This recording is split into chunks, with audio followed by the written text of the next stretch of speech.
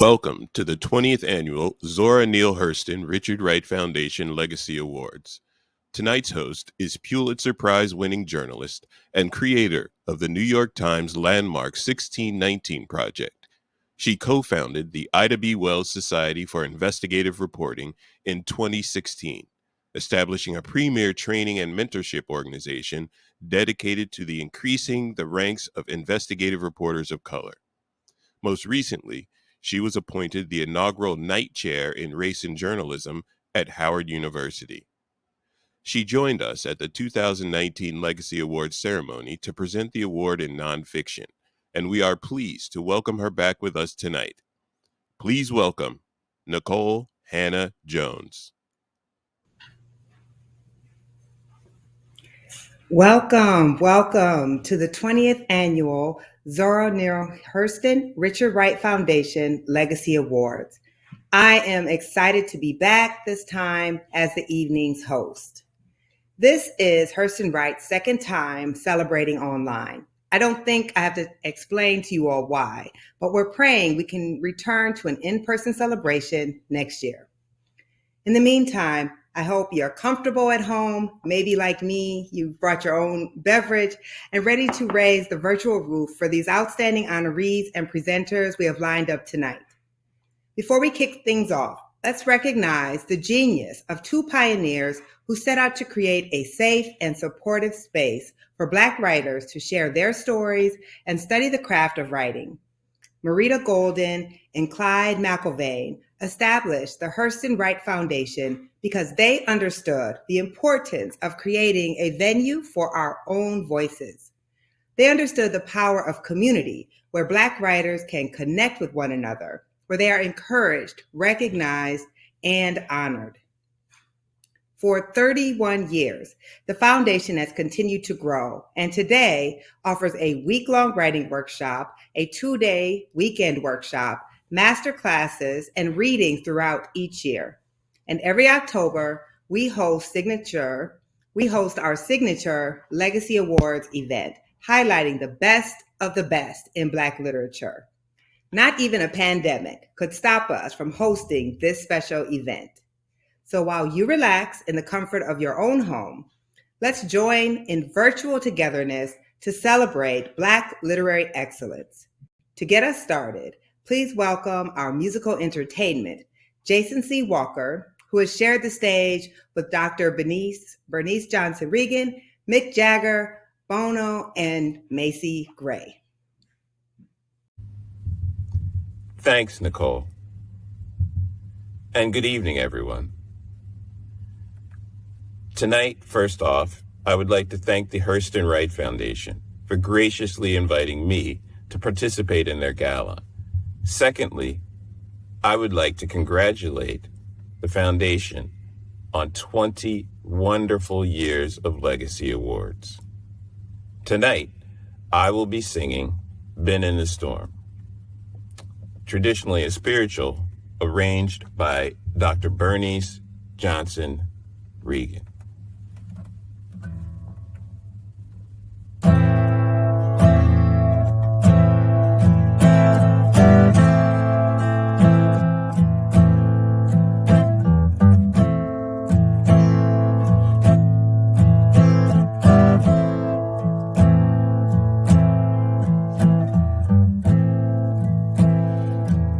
Been in the storm so long,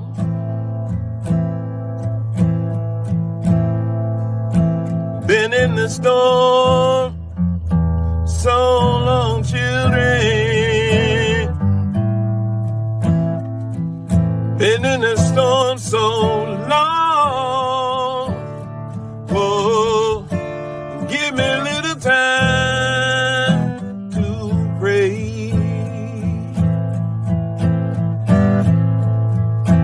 Been in the storm so long. Been in the storm so long, children. Been in the storm so long. Oh, give me a little time to pray.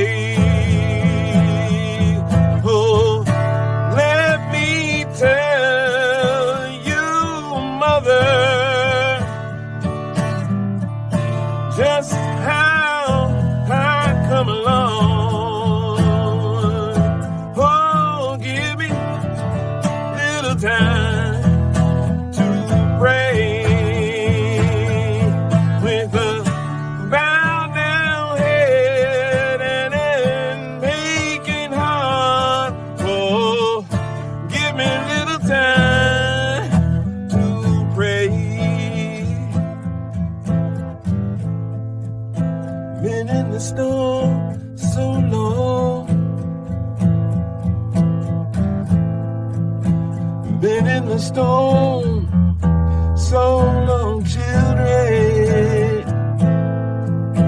Been in the storm, so long.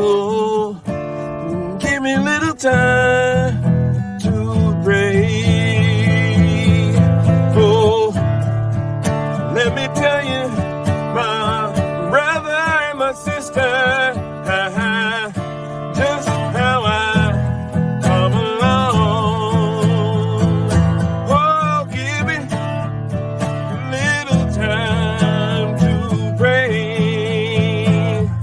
with a bowed down head and an aching heart. Oh, give me a little time to pray. Been in the storm so long. Been in the storm so long, children. Been in the storm so long. Oh, give me a little time to pray. Give me a little time to pray.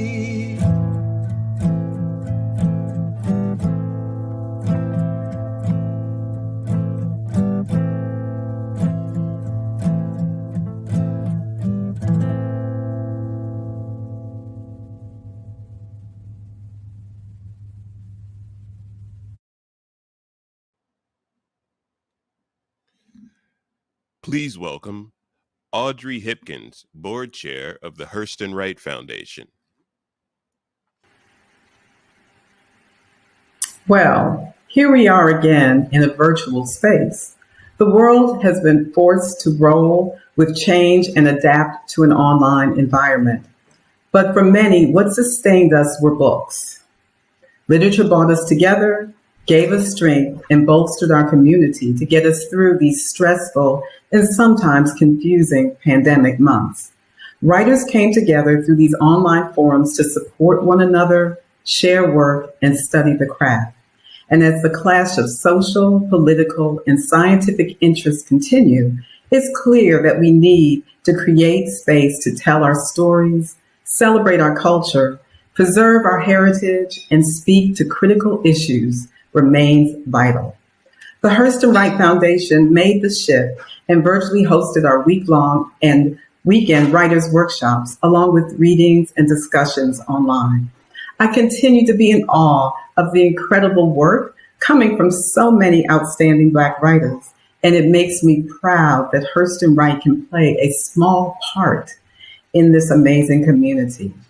Tonight, we are virtually gathered to honor a year of the best in Black literature, as well as recognize the career achievements of 3 literary champions, whose voices and contributions has raised the bar of excellence. We are grateful to this literary community for your continued support. This year's Legacy Awards is free and open to the public because of the generosity of our supporters, including our inaugural Writers Circle and our gold sponsors, Penguin Random House and Amazon Literary Partnership, and our silver sponsors, LitHub and HarperCollins. I must also thank the ongoing commitment of our board of directors, as well as the dedication of our interim executive director, Neil Stanley Henriquez, and our growing staff. And a huge thank you to all of us for joining this evening to celebrate and honor the best of Black literature. Now in our 31st year, our mission is ongoing to discover, mentor, and honor Black writers.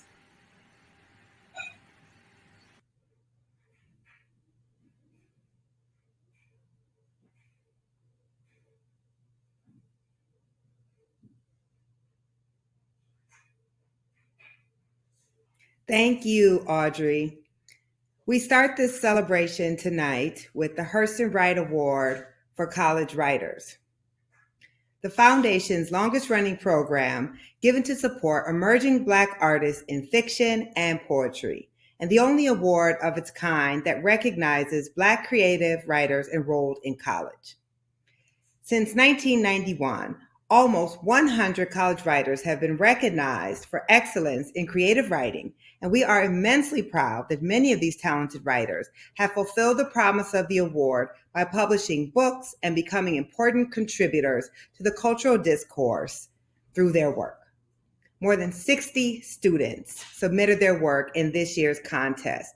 The award is not based on age. Any student enrolled full-time in an undergraduate or graduate school program anywhere in the United States is eligible to apply. As in previous years, we are fortunate to have the generous support of Tracy Sherrod, editorial director of Amistad, an imprint at HarperCollins Publishers.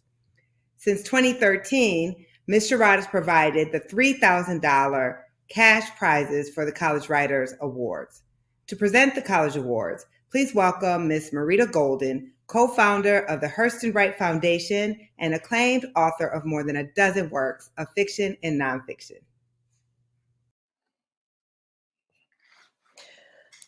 Thank you, Nikole. Thank you very much. Let me just adjust my screen here a bit. I'm sorry.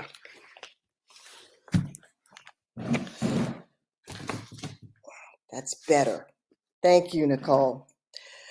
When Clyde and I formed the Hurston Wright Foundation back in 1990, we had $750 and a dream to create a place that would nurture and mentor Black writers. The College Award was our first award, which debuted in 1991 and is the longest running program of the Hurston Wright Foundation. We started it to encourage college creative writers with support early in their writing careers. And here we are, 31 years later, and it's still going strong. Past winners who have found publishing success include Tayari Jones, Natalie Bazile, Ravi Howard, and Nate Marshall. I'm pleased to say the College Award continues to be an integral part of the Hurston Wright Foundation's mission in recognizing the exceptional work of writers at the beginning of their literary careers. So for this year, let's begin with fiction. The 2020 College Award Fiction Prize goes to Erica Frederick, an MFA candidate in fiction at Syracuse University, for her story, Fight in the Night. The fiction competition was judged by novelist Camille Acker, author of the short story collection Training School for Negro Girls. In selecting Frederick's story, Acker said, quote, "With pulsating prose and compelling characters, Fight in the Night delivers its own literary punch. Our protagonist is nameless, but asserts herself on every page.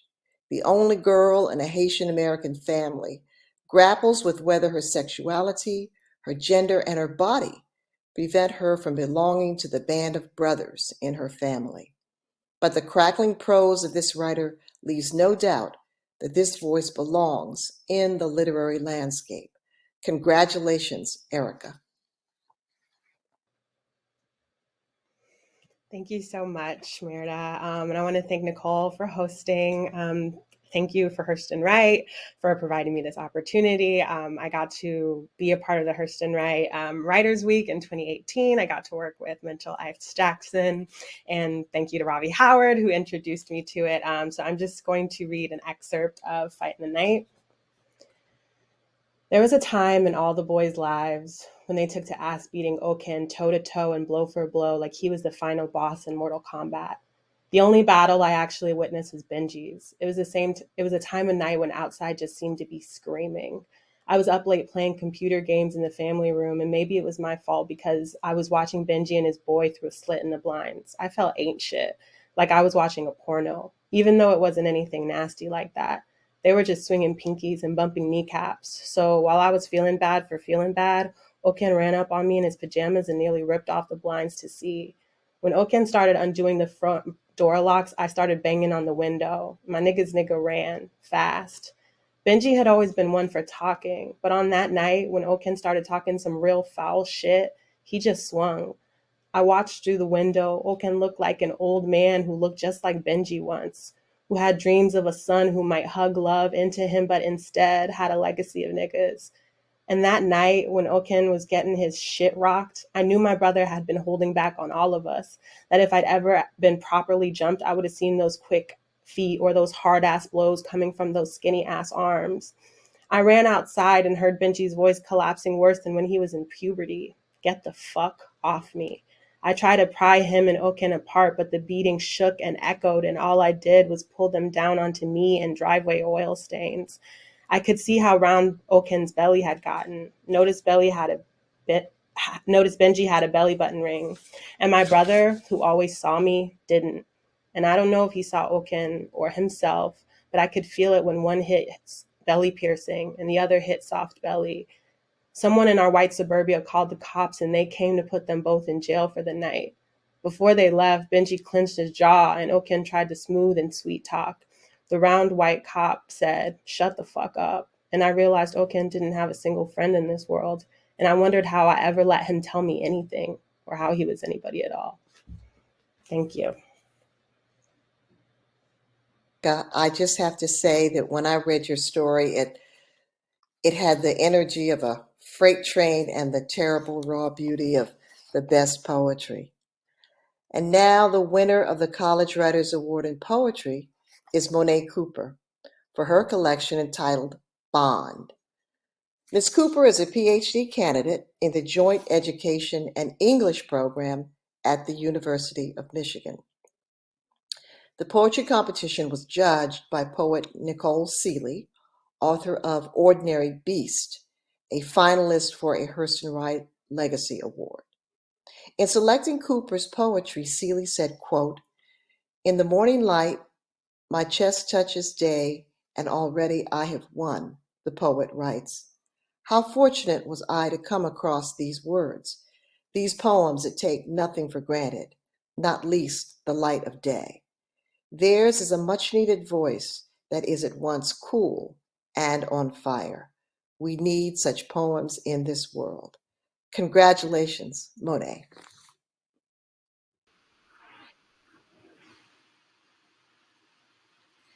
Thank you, MARITA. Thank you. Once upon a time, my mom taught my brother and me how to read and write at our family's kitchen table. The gold and silver flecks in the formica were pivots as my mouth and pen sounded out phonics that shaped letters and words, a kind of reality to my 4-year-old self. In my journal, I wrote about the cloying sweetness of bubble gum and the want for a kitten to keep watch of my dolls. And as I began to write about other things, God, family, the life and death of people close to me, always at the center are my elders' words about language. Words have the power to offer life, my grandma Sarah reminded me.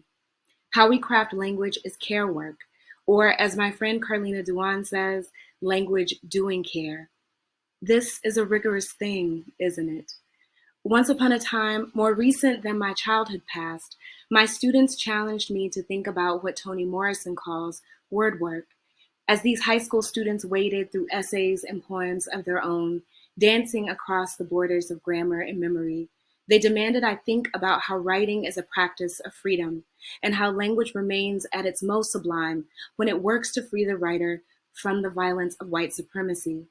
Toni Cadwell offers us a way to begin. She says, as a culture worker who belongs to an oppressed people, my job is to make revolution irresistible. Our word work is read and heard by others, but how do we make revolution irresistible to the self, ourselves? How do we as writers use word work to embrace dark sounds? What is duende? Language as care? Word work is sacred, and we attend to this measure with the rituals the sacred demands. If I can be at my most erotic, language doing care in this moment is me, a Black queer woman loving her Black queer self, wholly and fully. It is me saying to my trans sisters and brothers, my non-binary kin, my queer folk, my folk who call themselves other names, my younger self, I love you and see you in this moment and beyond it. May we right ourselves beyond the fence of language doing harm, beyond the ways people categorize our bodies and ourselves, limited by their imaginations. May we derail this colonization of language, the way it holds our tongue, our pen, ourselves, and instead sentence the self to language as care work. In the name of writing as a practice of freedom, language doing love, doing care. In the name of Sarah Lee and Roseanne, Davis and Felicia, my parents, the Tharps and the Coopers, the Andersons and Harrises, the Reguluses and Raglins, the Thomases and Weavers, Battles and Gays, Zora and sometimes Richard, the Georgia red clay that continues to sift and birth me, and my ancestors who survived in all of the ways we do. Thank you. Thank you to my love, Mara, for your steady good love. Gratitude to A. Van Jordan and Donna Smith, who I took works with at the Hurston Wright Foundation.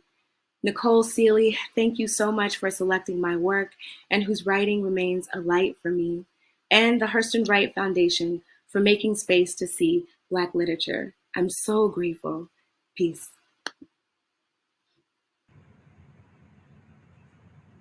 Congratulations to these talented emerging writers. We cannot wait to see what lies ahead for them. Let's encourage more inspiring writers. The submission period for next year's College Awards is now open. The deadline is January 31st, so please visit hurstonwright.org for details and share far and wide. We want as many Black students as we can to enter from all across the country.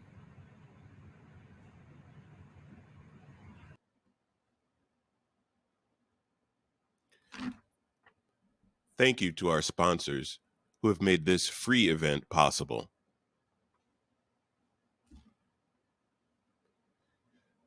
Please welcome RAINA KELLEY, Editor-in-Chief of The Undefeated, to present the Crossover Award. Hi, I'm pleased to be here presenting the Hurston Wright Foundation's newest prize, the Crossover Award, which debuted last year in partnership with The Undefeated. This award honors probing, provocative, and original new voices in literary nonfiction, whose writing exemplifies The Undefeated's not conventional, never boring mantra. Writers from across the country submitted a wide variety of work, which was judged by Morgan Jenkins, New York Times bestselling author and our senior culture editor. We are excited to present this year's Crossover Award to a writer with a particularly evocative voice, Prince SHAKUR of Columbus, Ohio, for his work In Exodus, an Un-American Memoir.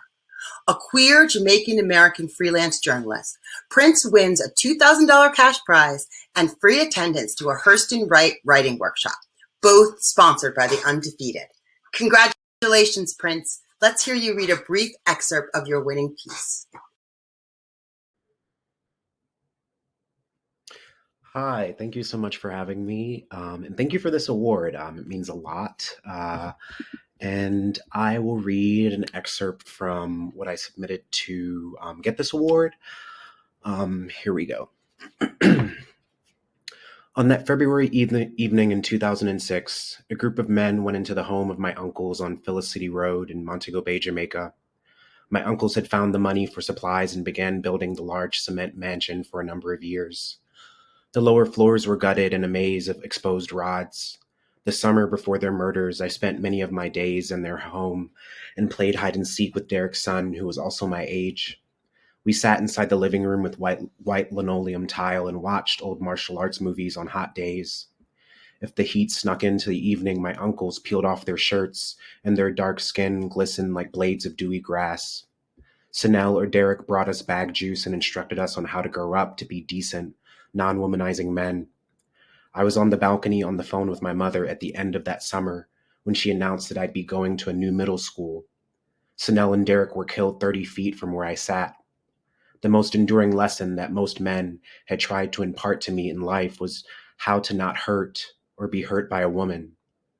But they never spoke of what the people they'd hurt or left behind should do in their absence, or how to survive and still be tender. It began to dawn on me that this advice couldn't work for every boy becoming a man. which meant that maybe it didn't work for me. A group of men went into their home, forced my uncles and a woman to lay on the ground and shot them in the back of their heads. Felicity Road lived up to its nickname, Blood Lane. Thank you.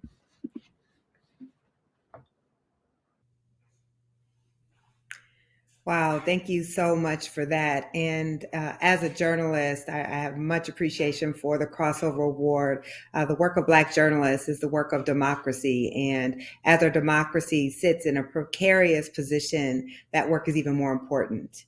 Now to the Hurston Wright Foundation's Merit Awards, which honor those who take the lead in securing a place for Black culture, Black voices, and Black literature across the country and around the world. Selected by the organization's board of directors, tonight we are presenting Merit Awards to 3 extraordinary champions of Black culture. The first Merit Award being presented is the Madam C.J. Walker Award, introduced in 2005. This award recognizes exceptional innovation and dedication to supporting and sustaining Black literature.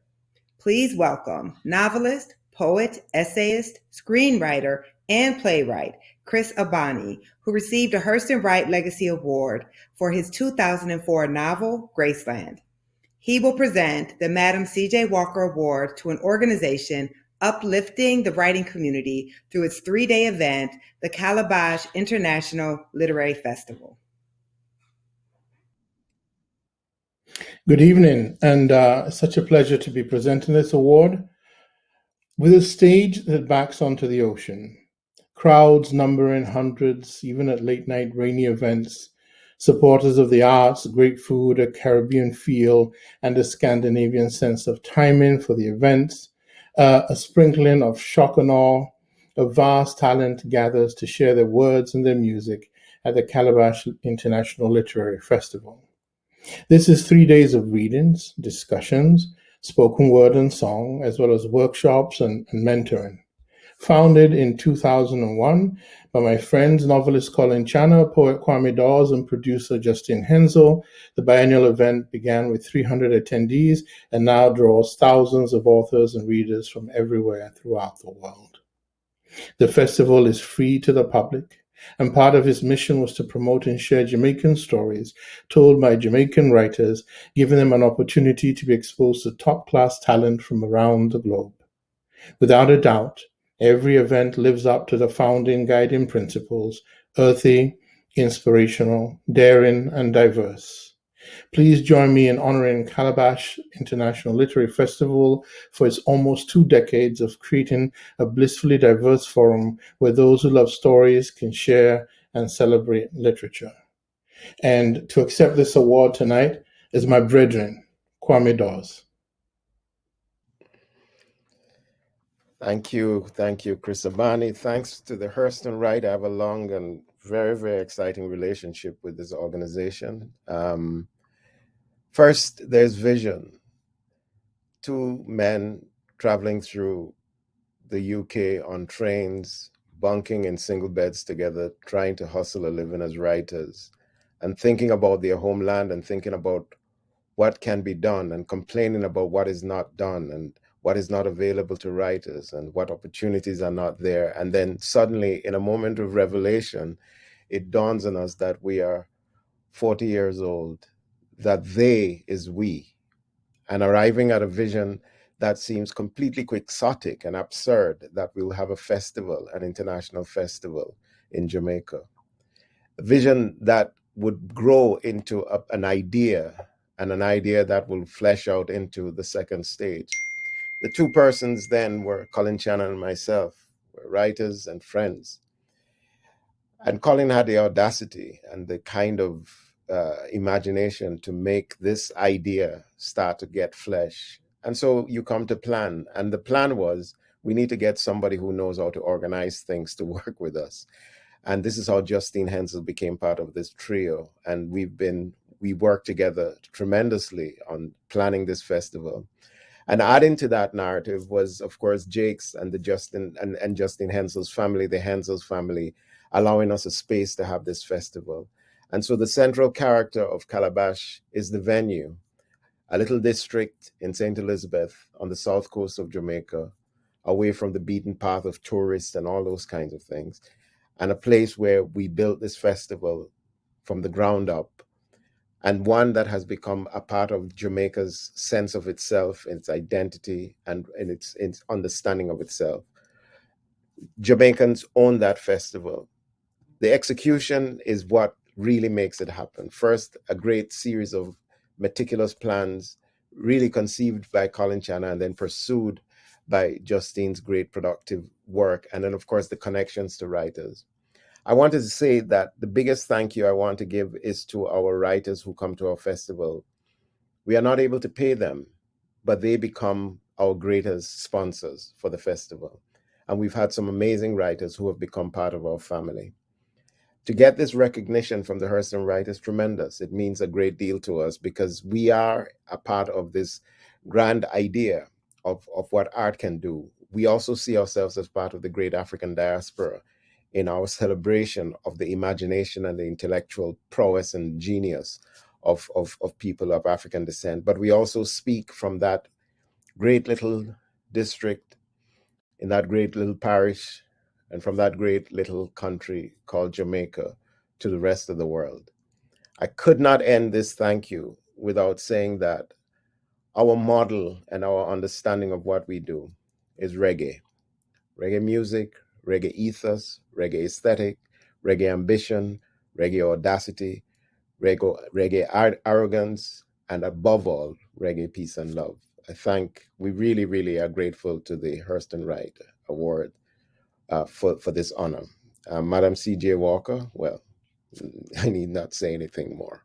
Thank you very much.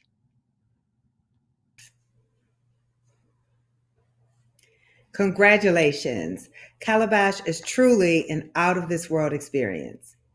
The second Merit Award being presented this evening is the Ella Baker Award. Named for the heroic civil rights activist, this award recognizes writers and arts activists for exceptional work that advances social justice. Please welcome Andre M. Perry. Andre is a member of the Hurston Wright Board of Directors. He is a fellow in the Metropolitan Policy Program at Brookings, a scholar in residence at American University, and a columnist for the Hechinger Report. He is the author of Know Your Price, Valuing Black Lives and Property in America's Black Cities. He is presenting the Ella Baker Award to a fearless anti-racist activist and historian of race and discrimination policy in America. There are writers who write for fame, and there are writers who write because we need to make sense of the world we live in. The great Bell Hooks wrote these words in 1999 in her book, Remembered Rapture. Hooks added, "We do not write because we must. We always have a choice. We write because language is the way we keep a hold on life." As the world reacted to the murders of George Floyd, Breonna Taylor, and Ahmaud Arbery, Dr. Ibram X. Kendi's sense-making not only helped us all hold on, it facilitated organizing in a manner befitting of this award's namesake, the civil rights activist Ella Baker. The list of accolades is long. Time magazine recognized him in 2020 as one of the 100 most influential people in the world.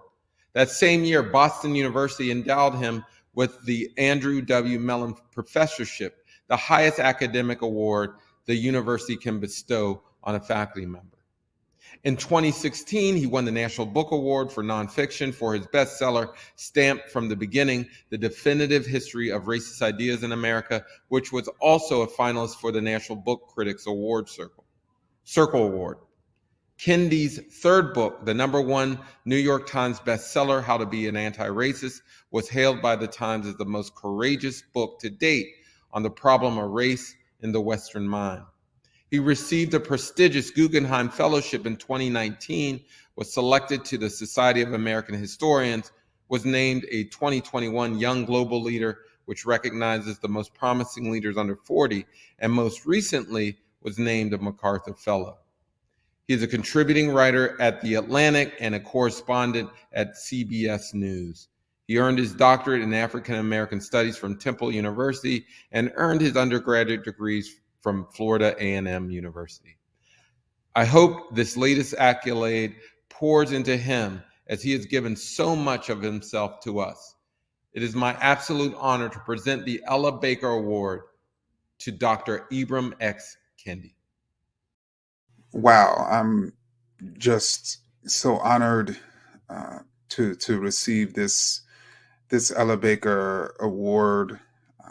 I have just long been an admirer of Ella Baker and her organizing prowess, her commitment to sort of building power for the people and empowering people, and so to receive this award, in her honor is truly sort of meaningful to me, and also, of course, to receive this award from the Hurston Wright Foundation, from an organization that just has long critically supported Black writers, that have created community for Black writers, have nurtured us, have supported us, have praised us. It's certainly something that is just deeply, I just feel deeply grateful. And, I think if anybody, knows a little bit about, with my work, I'm just constantly pushing back on ideas and policies and structures and systems and elements that are not providing for, allowing for Black excellence and joy and community. And in a way, the Hurston Wright Foundation is doing that just by its own work. And so, I'm just excited to be, honored in this way. I'm especially excited to be honored in this way this year. I mean, I think, Black writers, and to be writing with Black writers who, whether they're scholars or journalists or novelists or intellectuals, and I mean, it's just an unbelievable time to be a Black writer, and I think Ella Baker in particular would be proud, of us. At the same time, she would be pushing us to ensure that we are sort of advancing and promoting the sort of mission of justice, and liberation for Black people, and that's certainly something that I'm committed to doing, and I just also want to, very briefly just acknowledge all of the people who won awards and who were recognized, on this just incredible evening. And I'm just excited to be a part of this community. And to me, I write in community, and I write in community by constantly reading and listening and learning from other writers, particularly other Black writers. And so I'm just excited to be in this community of writers. And I'm excited and honored that you'd recognize me in this way. And if I seem at a loss for words, if I seem, sort of touched, it's because I am. And so I just want to thank again the Hurston Wright Foundation and those who selected me, and I just want to again thank all the Black writers who are being recognized and honored tonight. This is a tremendous time to be a Black writer. I agree with you, and also a time of tremendous obligations. Congratulations once again. Our third and final Merit Award being presented this evening is the North Star Award. This is the Foundation's highest honor, and it goes to a woman who has touched the world with her words and service. Please welcome Tiffany YANIQUE to present this award. Tiffany is the author of the award-winning novel Land of Love and Drowning, as well as the poetry collection Wife. Her latest novel, Monster in the Middle, is out next week.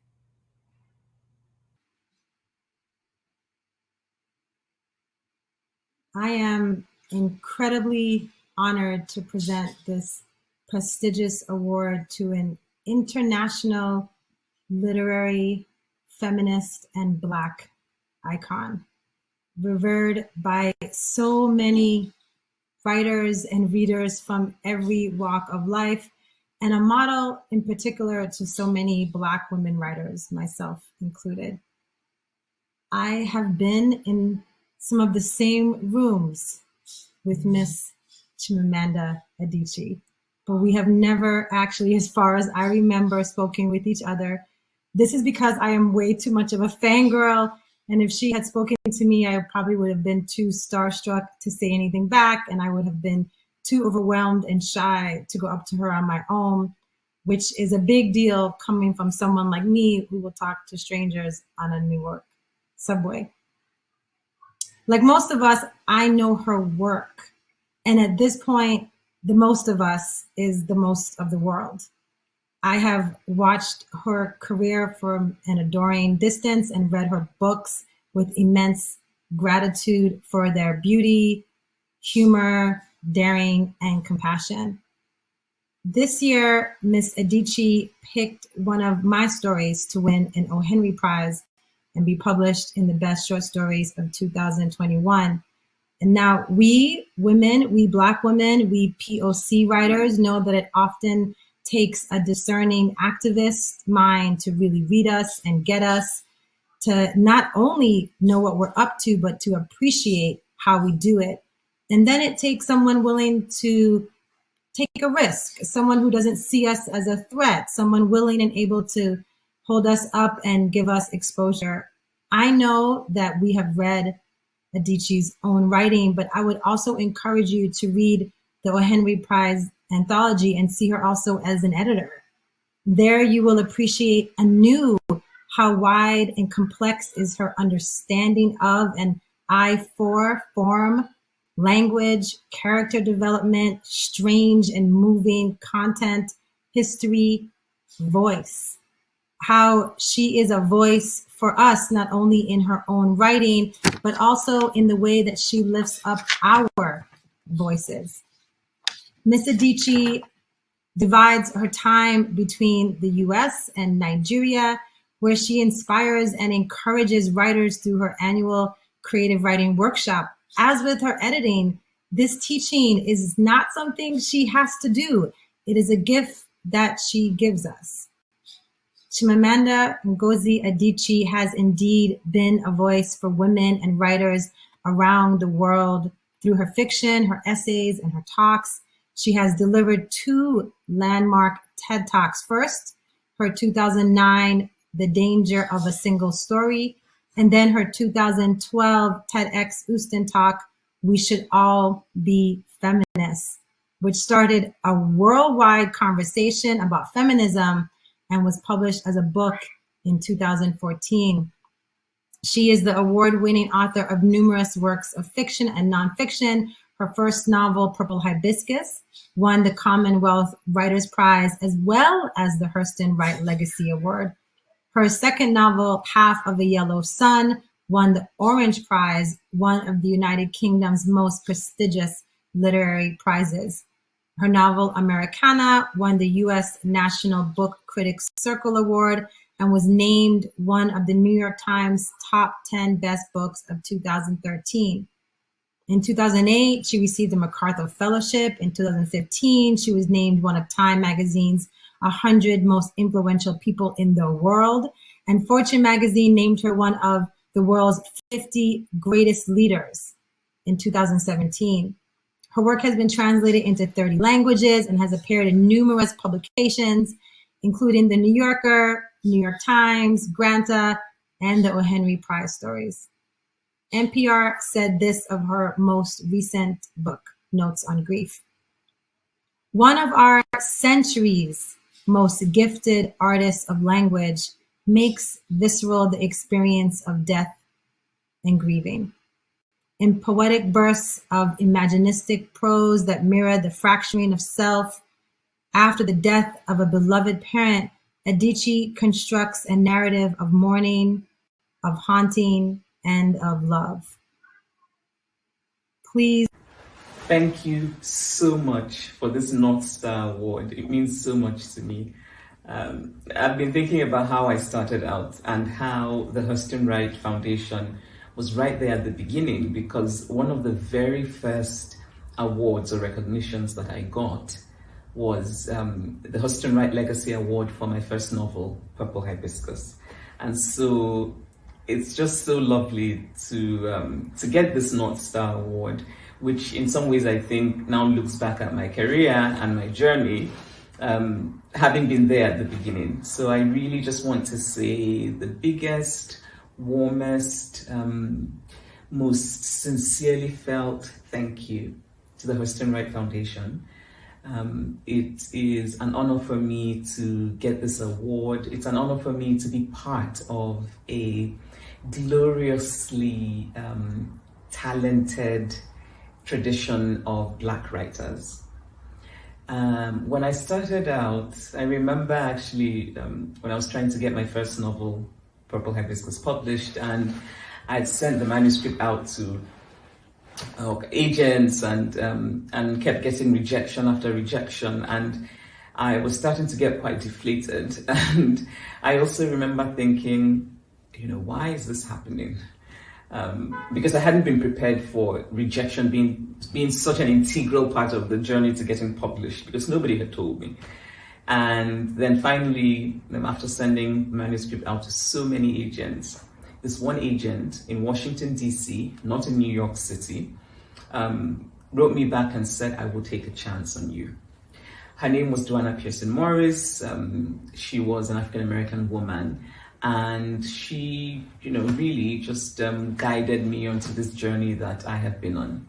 And so for me, there is just really this acknowledgement that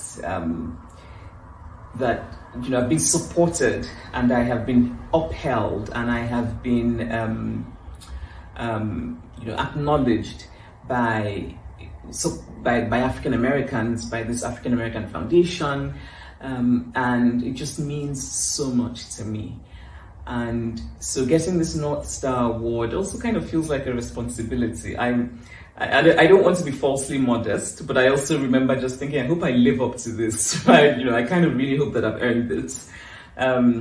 So it really means a lot to me. I'm very happy. And I also want to say thank you to the foundation for being so thoughtful and kind. Last year when I lost my father, and deferring this award just to be able to honor me properly. I deeply appreciate that. So I'm going to hold on to this North Star, and I hope that it will continue to guide me. Thank you. Thank you to our inaugural Writers Circle for their support of Black literary excellence.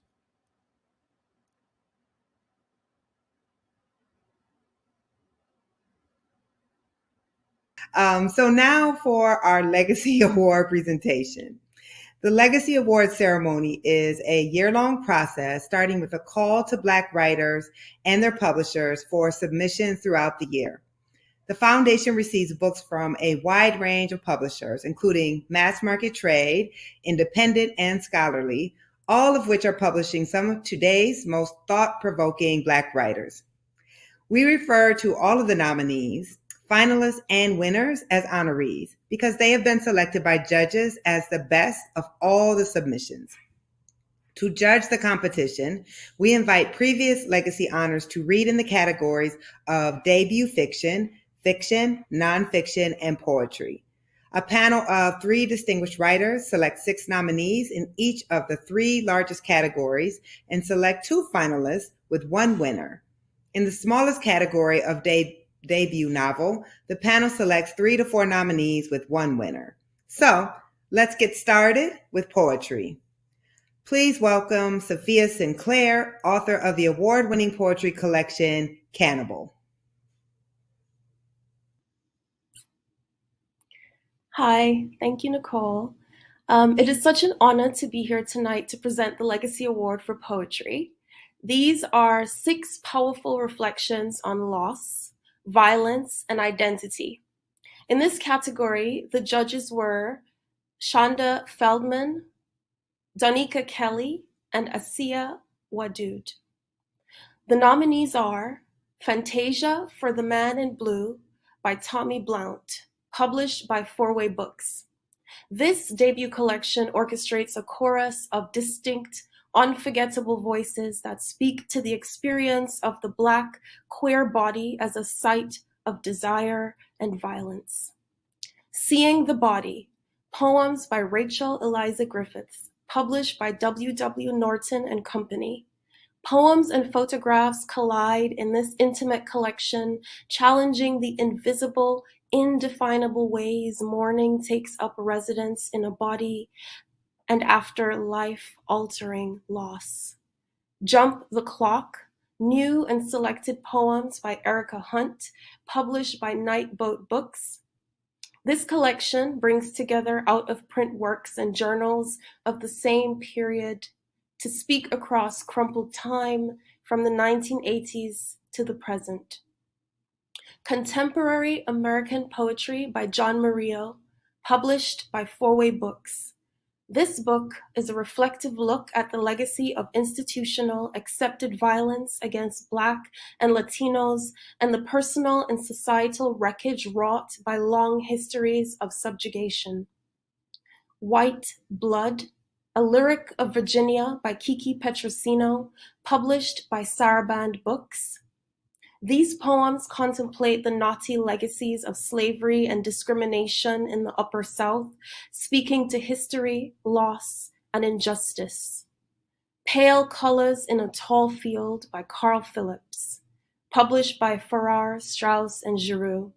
This collection is a meditation on the intimacies of thought and body as forms of resistance, asking how we can ever truly know ourselves in the face of our own remembering and inevitable forgetting.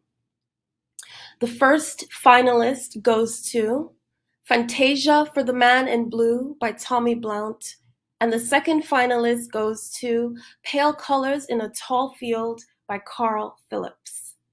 And the Legacy Award for Poetry goes to Rachel Eliza Griffiths for Seeing the Body.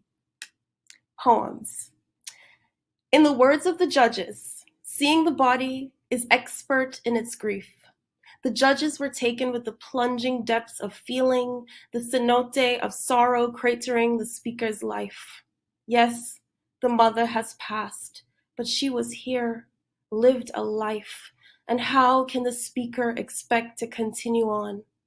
In these deftly crafted poems, Griffiths teaches us that the eye of mourning is not calm, but a bracing against the wall of the storm. Congratulations, my dear sister Eliza. Gosh. Thank you so much. Thank you so much, Safiya, and all of my thanks to the Zora Neale Hurston Richard Wright Foundation Legacy Awards. I almost have no words, but I want to try to speak and say my gratitude. And so I would like to say this. I would like to thank my mother, Michelle Antoinette Prey Griffiths, for showing me a path of diligent and vigorous wonder and kindness. She taught me how to love and how to suffer. In the language of our Black tradition, I am thanking the ancestors whose shoulders and wings have kept me hurling towards a deeper reckoning of truth and freedom. Years ago, many years ago, I sent my young and very awkward and very bad words to the Hurston Wright Foundation, but I received a personal note of encouragement from Tananarive Due, and it was for her I would not give up, and it was for her words and other Black women writers and Black women visual artists that I kept going when the word and the work seemed to be too much. My mother kept the books of Zora Neale Hurston and Richard Wright on her bookshelves, and for her wisdom and intuition, I thank her again for knowing the daughter she was raising.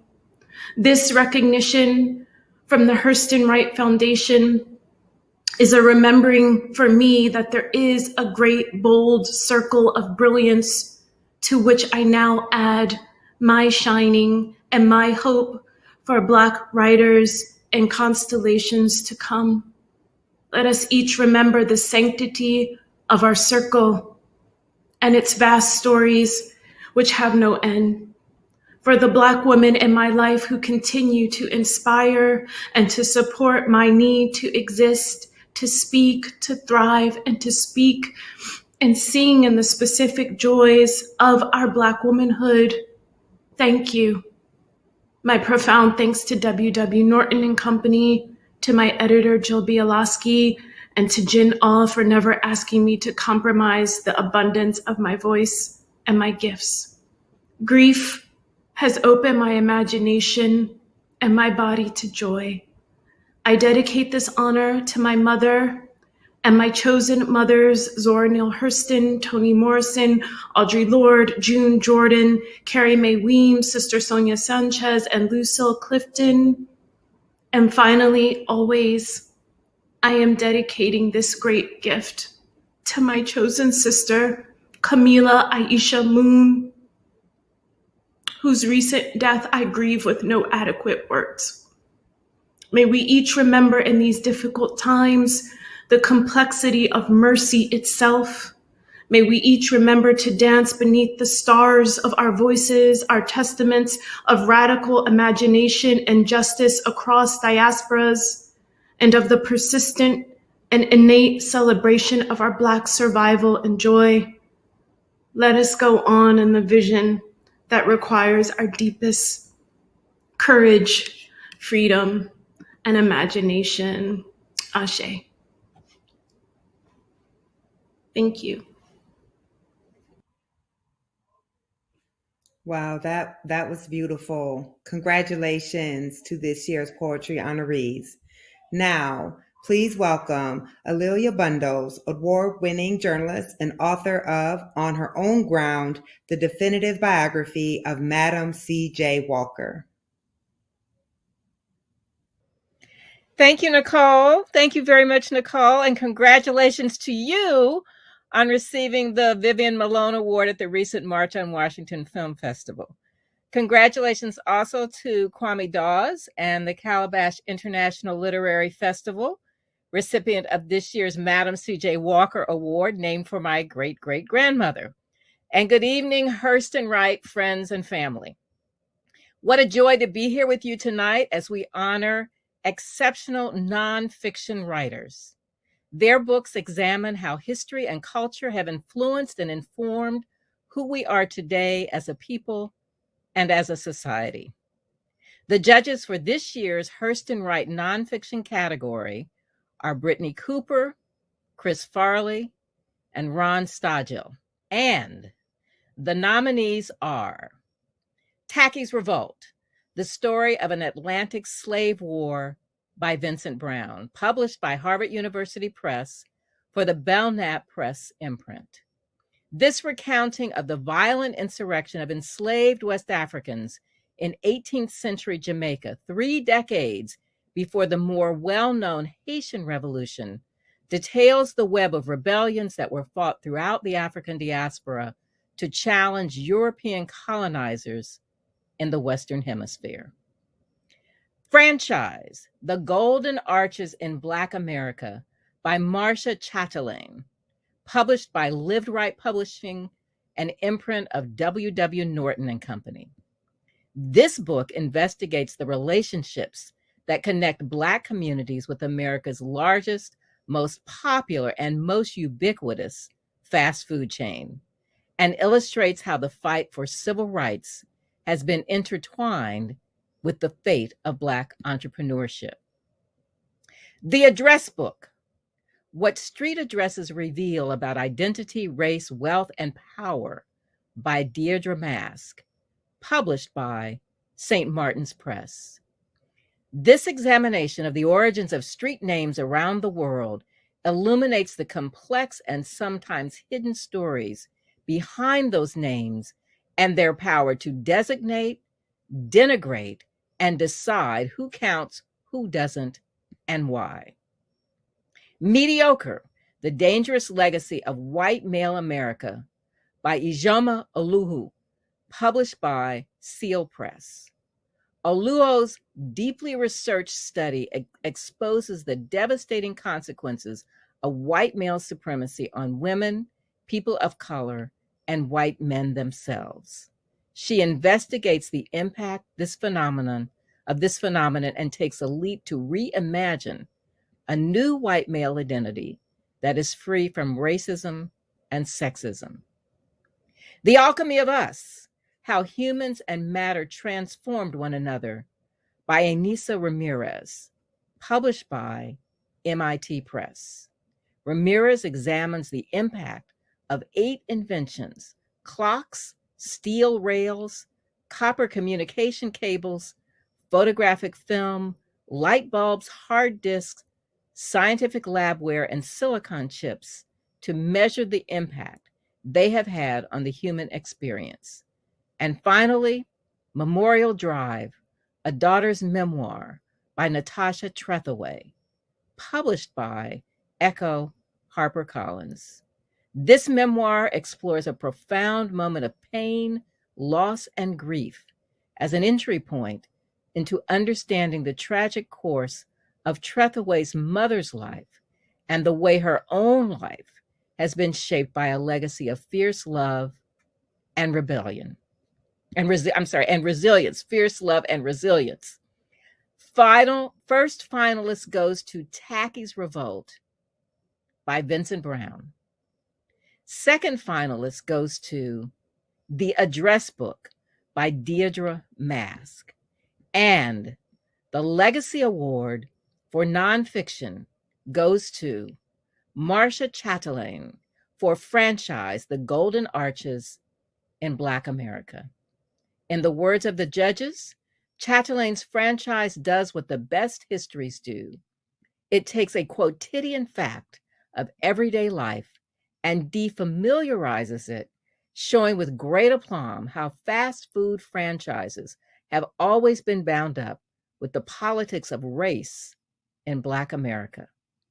With great care for the complications and nuance that shape our community's relationships to fast food, Chatelain emerges as one of our nation's most consequential historians, able, through how she helps us to understand the past, to imagine what we might need in the future.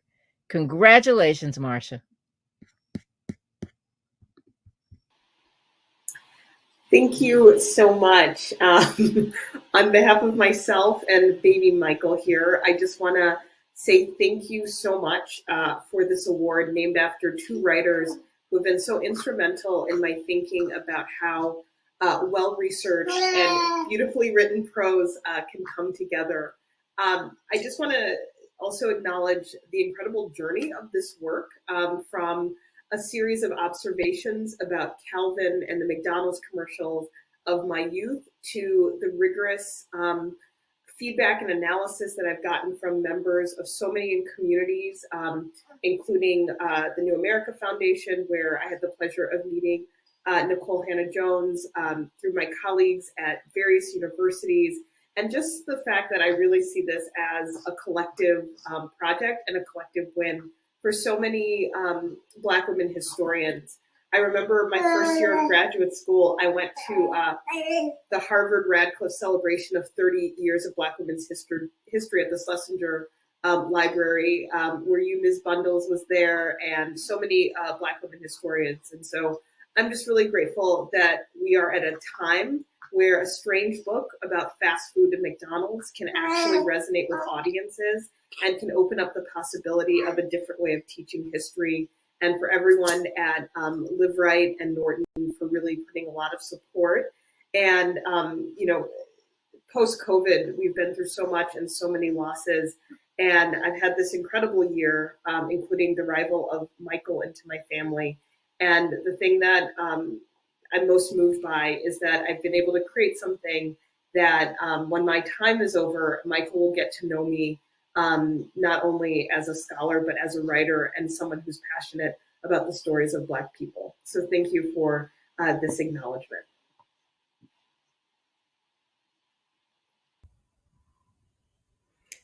So excited for Marcia. We were part of a small group of women from New America who formed a writing group, and not only did she win a Pulitzer and the Hurston Wright Award, but she's the only one of us who finished the book that we were working on together at the time.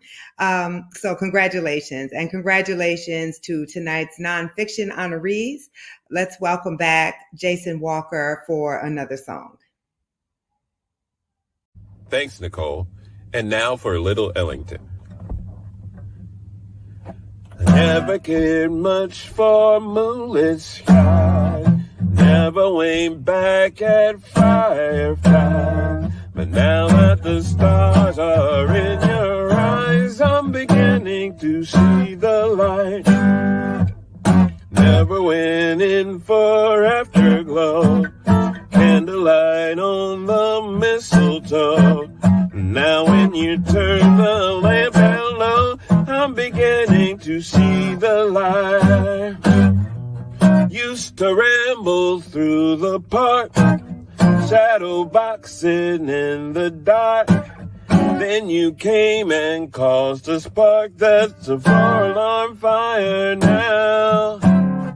I never made love by lantern shine, never saw rainbows in my wine. But now that your lips are burning mine, I'm beginning to see the light. I'm beginning to see the light. I'm beginning to see.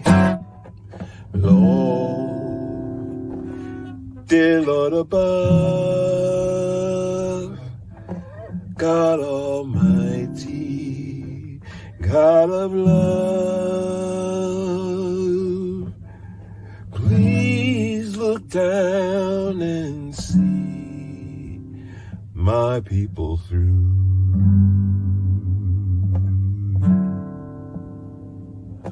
Lord, dear Lord above, God Almighty, God of love, please look down and see my people through.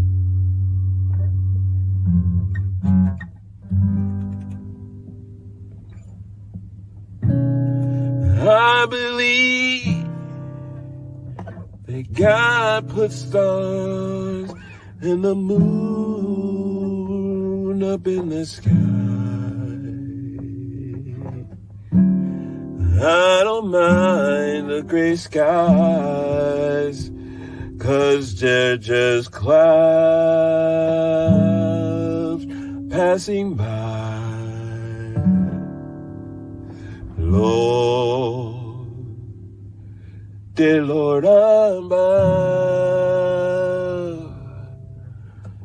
God Almighty, God of love, please look down and see my people through.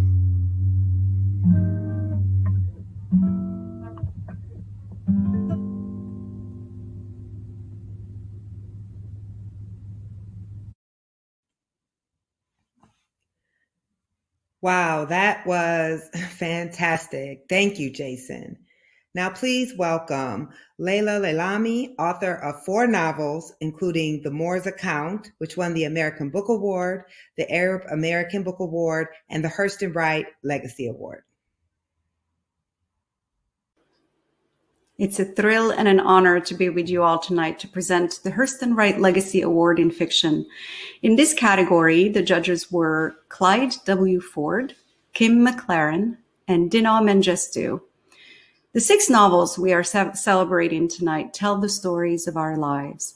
Some are set in the near past and others in an indeterminate future, but they all illuminate our condition in the present moment.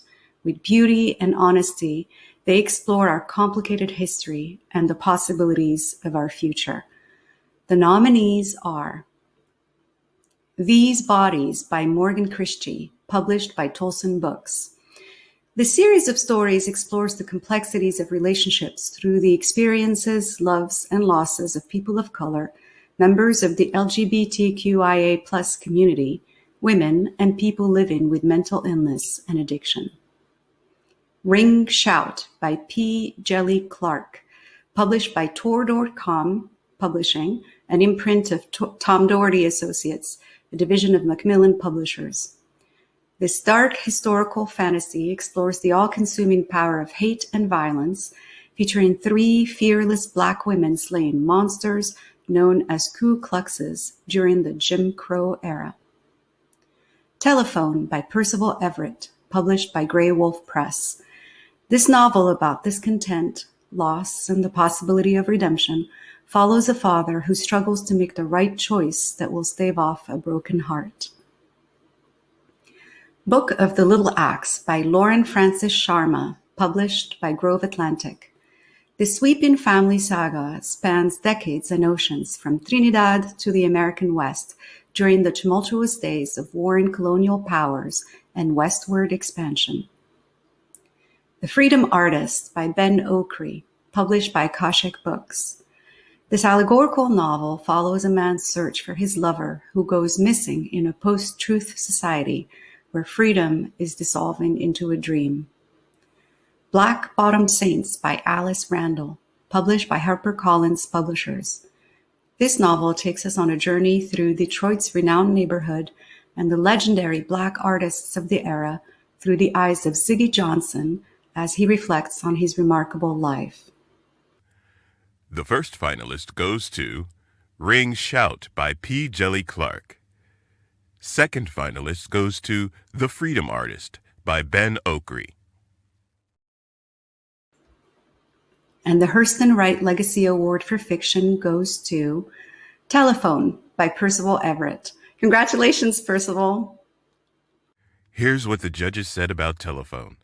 This is a quiet domestic novel about grief and loss, an acerbic Rothian campus tale, a quiet meditation on the power of storytelling itself, and an experiment in the authority of the reader. One never knows what one is going to get with Everett. Sometimes it's all of the above. Always it's astonishing. A novel revealing deep and penetrating truths about the human condition. Always it is worth your time. Unfortunately, Percival is unable to be with us tonight. But here to accept his award is his editor and publisher of Grey Wolf Press, Fiona McCrae.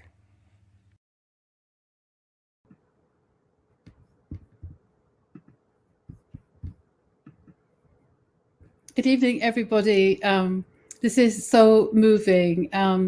Thank you so much for this incredible recognition for this novel that is published in 3 different versions. So you might be interested to read one of those. As they said, I'm Fiona McCrae, Percival's editor for multiple novels over nearly 30 years. And he's so sorry not to be here tonight, but he's putting up a show of his paintings in Los Angeles. But he asked me to share these words with you all. He says, of course, the real honor is to be considered along with these books. My thanks to everyone at the Hurston Wright Foundation who managed to keep this endeavor going.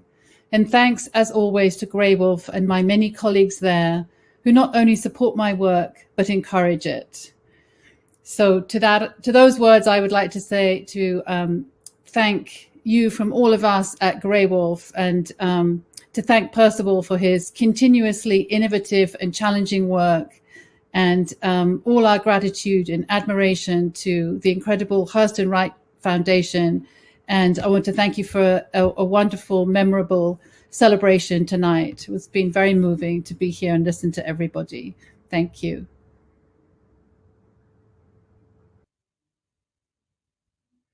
Congratulations to Percival and to all of our fiction honorees. Now to present the Debut Fiction Award, please welcome J.J. Amawaru Wilson, author of the novel I don't know how to pronounce that, Damnificados, which won the Hurston Wright Legacy Award for debut fiction, the Independent Publishers Book Award, the New Mexico Arizona Book Award, among others.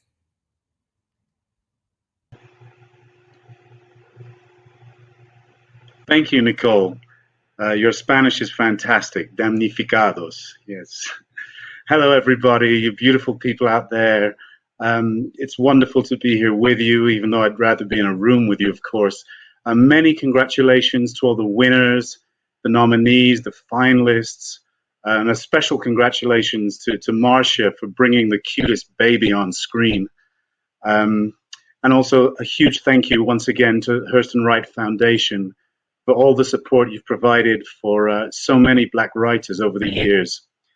So it's a great honor and a great pleasure to present the Debut Fiction Award.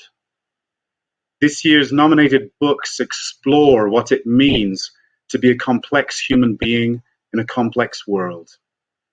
In this category, the judges were David Anthony Durham, Donna Hemmans, and Amina Gauthier.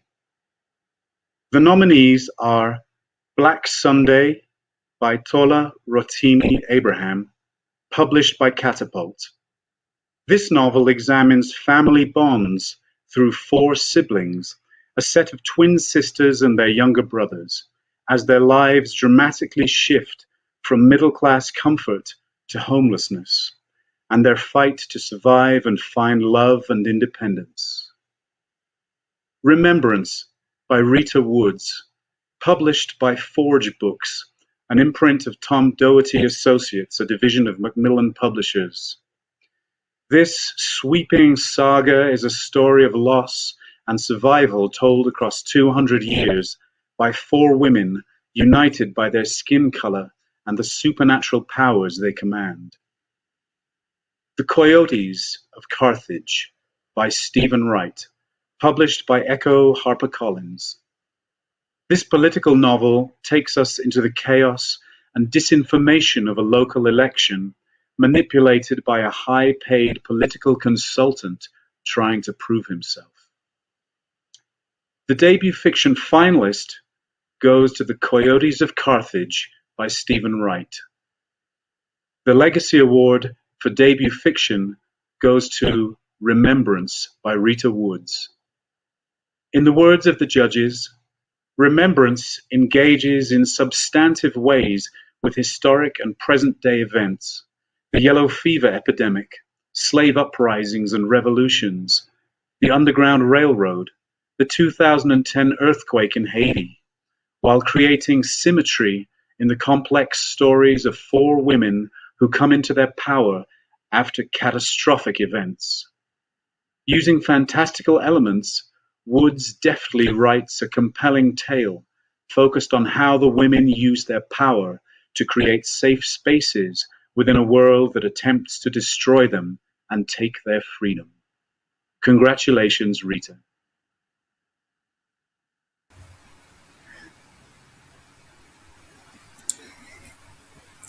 Thank you so much for this. I have almost no words to express my gratitude at winning this the Hurston Wright Legacy Award.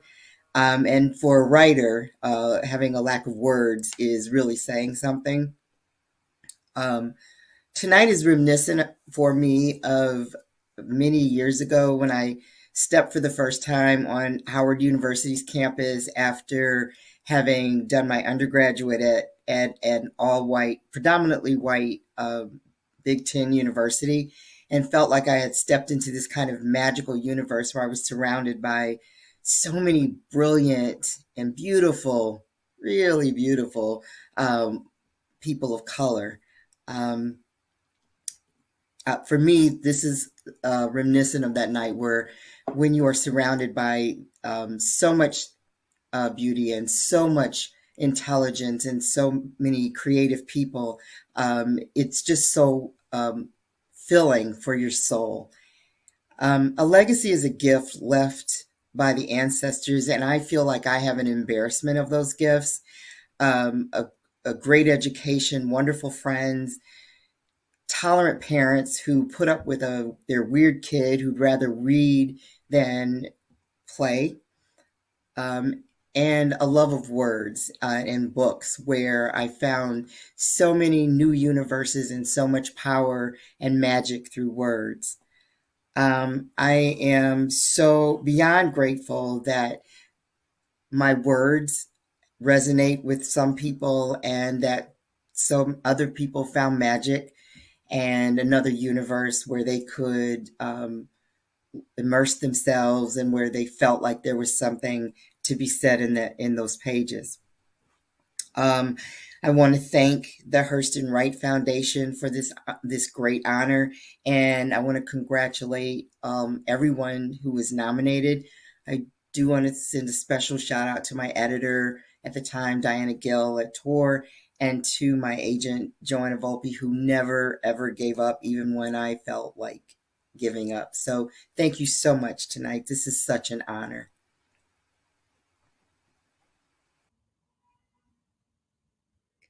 Congratulations to all of our 2021 honorees. Thank you to all of our presenters and to you for joining us this evening. And I would like to thank the Hurston Wright board and the foundation for giving me the honor of hosting tonight. And I hope that we are able to be together in person next year. For some final words, please welcome back Chair of the Hurston Wright Board of Directors, AUDREY HIPKINS.